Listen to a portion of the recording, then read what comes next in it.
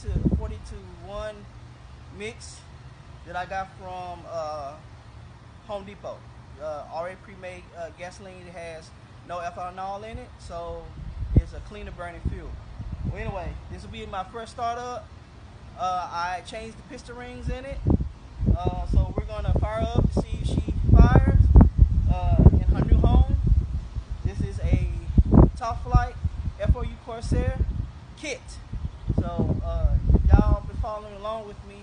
Y'all know that I built this from a bunch of sticks. All right, first startup. Let's go.